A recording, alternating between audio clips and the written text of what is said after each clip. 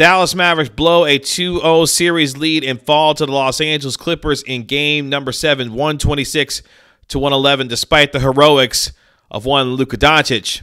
This is the Gray Area right here on Kevin Gray Sports. My name is Kevin Gray. You can find me on Twitter, Facebook, and Instagram at Kevin Gray Sports. Be sure to hit that subscribe button right there for all things Kevin Gray Sports here on YouTube. And you can catch me on your home of the Dallas Cowboys and Texas Rangers, 105.3 The Fan.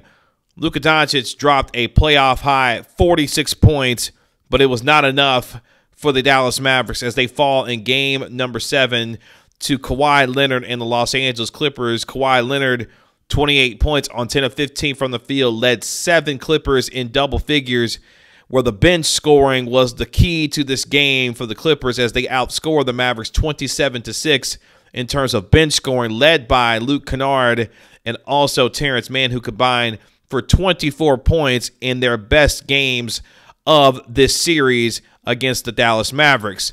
The Clippers also shot 46.5% from the three-point line, going 20 of 43 from downtown. Meanwhile, the Dallas Mavericks shot a pathetic 10 of 36 from downtown, just 28% for the night.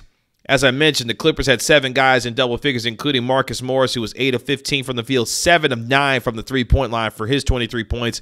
Paul George, only 5 of 15 from the field, but he also had 22 points in this game. But it was the role players for the Los Angeles Clippers that got it done in game number 7. We had talked about this going into game number 7.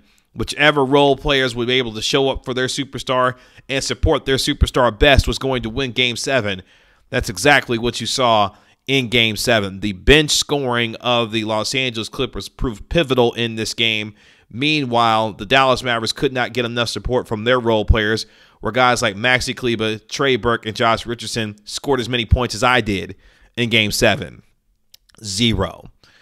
So, Dorian Finney-Smith, who was good in this game, 4-7 from downtown, had 18 points. Boban Marjanovic, who made his 3rd consecutive start in this series, he went for 14 points and 10 rebounds. Luka Doncic, as I mentioned, 46 points, 14 assists, 7 rebounds in this game. Did absolutely everything that he possibly could to try and help this team overcome the Los Angeles Clippers. But it was just simply too much after the Los Angeles Clippers went on a 24-4 run to end the final 6:53 of the third quarter after the Dallas Mavericks had taken their largest lead of the game at 81-76 behind a Dorian Finney-Smith three-pointer and a Kristaps Porzingis jumper to get them up by 5.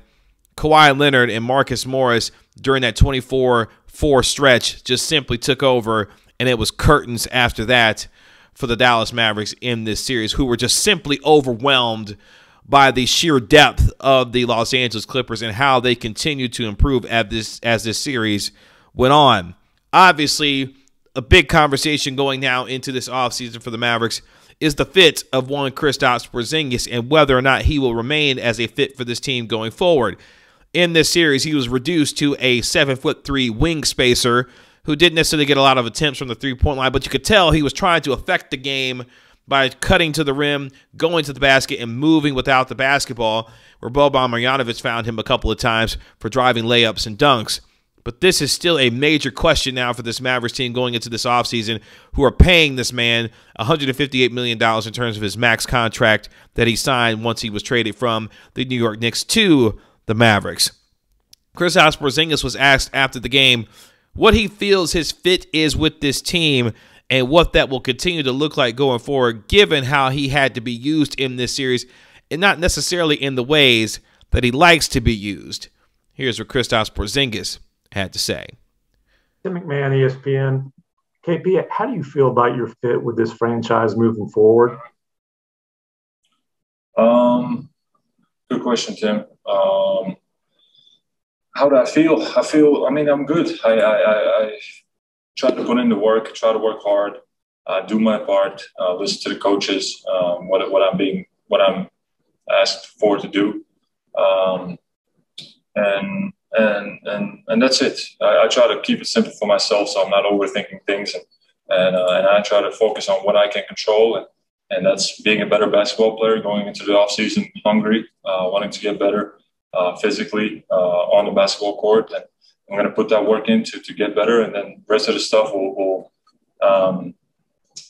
resolve itself. So I try to focus on what I can control. Tim Cato. Hey, KP, Tim Cato with The Athletic. In the same way, we talked a lot about how you adapted how you were playing on the court for this series because you felt it was the best way for the team to win. I assume that going forward, the role you played in the past few games isn't the role that you would want to play with this team. Is that true? And what do you see your role on the basketball court with this team going forward? I don't know. I haven't really thought about that. I've been so in the moment and so locked in on winning the series and doing, as I said, doing my part and just working hard on the court, offensively and defensively, and doing what I'm asked to do. Of course, there was a little bit of a mental battle because that's not what I'm used to doing and where I'm most comfortable at. But I kind of went back a little bit to my mindset in my rookie year where, it's just offensive rebound, play hard on defense, run the court, and then do all the little things that how I can affect the game, and that's what I try to do in this series. And and whatever I do, it seems like it's always something. So I just try to be as professional as I can. So Kristaps Porzingis saying, "Look, it is what it is. I tried to do what the coaches asked me to do, and to do it to the best of my ability." Obviously, this is a player who dealt with a lot during this season. More importantly, a guy who appears remained healthy and finished the season healthy as the season went on, which is an important sign for the Mavericks going forward, depending on whether or not they decide to keep him, which is obviously going to be a major question. What do you do with Kristaps Porzingis going into this offseason? There were already trade rumors that he could potentially be moved on at the trade deadline, potentially at the end of this season, given what he could or could not do for this team going into this postseason and whether or not it was going to be a successful one for him and this Mavericks basketball team. Obviously, it did not work out the way that the Mavericks intended to, especially by the fact that the Clippers basically reduced him to a 7'3" wing who had to camp out at the three-point line and was not able to be used at the traditional center position like he likes to play by his ability to stretch the floor from the three-point line. So now the Mavericks have some serious decisions to make, not just with Kristaps Porzingis, but how they continue to improve this roster going forward. There will be plenty of time and conversation for the Mavericks going into this offseason about how they will continue to improve their team going forward. But after what you saw in game number 7, the depth of this team has to be severely overhauled. Maxi Kleber was not good in this series. You say Kevin Maxi Kleber had a lot to deal with, a lot of injury, a lot of knick-knack injuries that he was dealing with. The Achilles was bothering him. He went through a lot this season with a real bad case of COVID. He went through a lot, and I get that. But he was not good in this series. Kawhi Leonard dominated him at all points of this series at any time and any point that he wanted to. Josh Richardson is another one. Josh Richardson had an absolutely dreadful series against this Los Angeles Clippers basketball team, and he has an $11.5 million player option that he could choose to exercise going into this upcoming season. And whether or not he decides to collect that $11.5 million and hit pass go is going to be up to him. And the Mavericks simply have no control over that. Now, if he does opt in, maybe you look at potentially moving Josh Richardson, because things just simply did not work out with Josh Richardson this season. At one point was a starter on this team, but then had to be reduced to a bench role after his play down the stretch. This simply did not warrant him being in the starting lineup. Obviously, Tim Hardaway Jr. coming into this series was going to be a focal point, and in the first 2 games was absolutely on fire, a flamethrower from the three-point line, going 11 of 17 from downtown. But here is Luka Doncic talking about what the Mavericks may need to do during this offseason. I asked him, what does this team need to improve upon to try and make this thing better going forward? Here's what Luka Doncic had to say. Kevin Gray, 105 through the fan. Luka, obviously not the way that you wanted to see this season end, and this is a close-knit group. For you, what do you believe this team needs to do to take the next step forward, whether it be personnel-wise or something different to go into next season? I think that's a question you should ask the guys that makes the team, right? I'm just a player here, But we gave everything I think we played great. We gave everything. I'm really proud of this team. Obviously, I hate losing. We hate losing, but I'm proud of my team. So Luka Doncic saying, look, you need to ask the folks who make these kinds of decisions. Fair enough. But at the same time, he is the leader of this basketball team at 22 years of age, who will most likely be a first-team All-NBA selection for the second consecutive year. This team will go as he goes, but more importantly, he needs some help.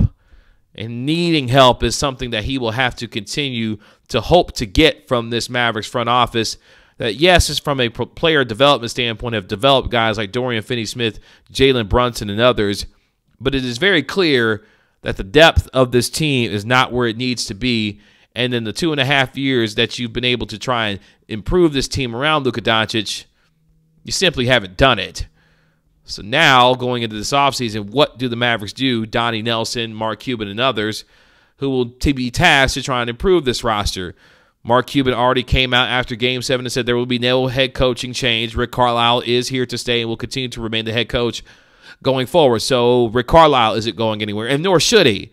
He can only work with what he had in terms of this roster, and he made it work given what he had, especially pulling that Boban Marjanovic card out of his pocket in the last 3 games to try and make that thing work.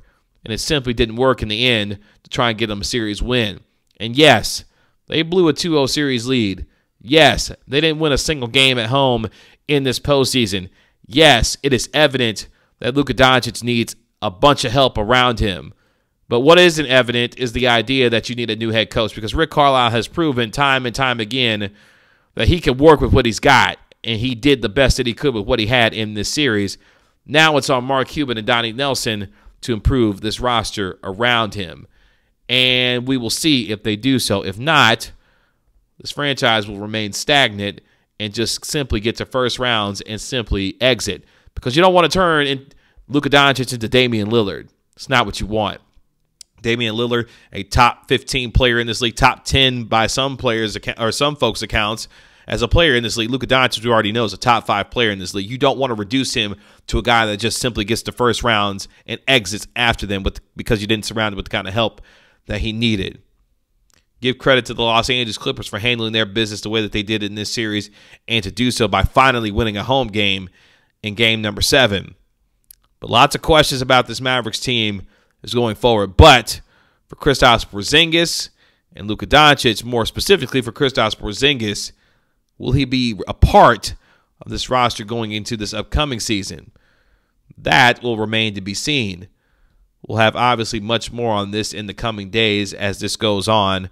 As far as the Mavericks are concerned, their season comes to an end 126-111 inside the Staples Center, where they lose for the very first time this season, and unfortunately, it ends said season.